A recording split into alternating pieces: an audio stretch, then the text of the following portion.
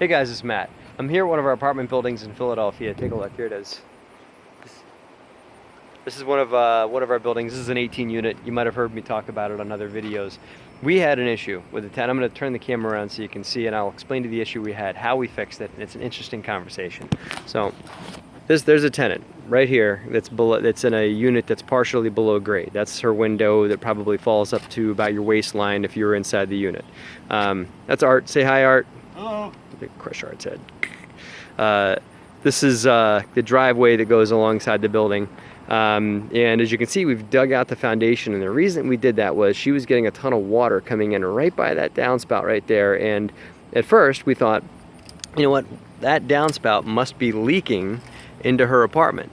But it turns out that it wasn't, because we had a camera run inside there, inside that pipe. That pipe actually runs underneath the building and out to the street there, underneath the building. And we're like, oh man, that's gotta be where the water's coming in, because it only came in when it rained. So we were about to replace that pipe. As you can see, I ran leaders off of it to push the water not through the pipe out onto the street. She kept getting water coming in. The water was coming in through her closet, and her closet's right in that area, not at the downspout, a little over, right around here where my finger is. That's where the water was coming in. So we kept scratching her head about it. So I said, you know what? We're gonna do this the right way. So there was dirt all through here. This was like a little garden bed. So we had a couple of guys out, and we just dug out all of this, hand dug the whole thing, and then sealed the foundation. And Art, one of our service technicians, found that the concrete block, the cinder block that's down here, a few of them were cracked right directly at her closet. And we said, okay, that's what it is. So we sealed the whole thing up with this stuff, which is a tar product you can get to seal foundations. And we're also putting a sheeting material on top, and we're gonna put the dirt back. This will solve the problem. And now I can put my leaders back in and drain the water properly, because I didn't want the water draining the long term the way that it is now. Because why?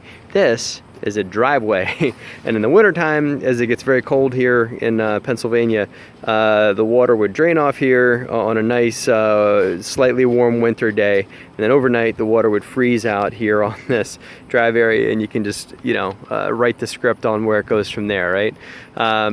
So we are solved here, and it didn't cost us too much money. It did cost us a little bit, but not not as much as it would be to lose a tenant or to have continued problems with water leakage, because the water leakage could have turned into mold and all kinds of other bad problems, and just water was coming in as a nuisance in her closet, which could have turned into a way bigger issue if we didn't solve it.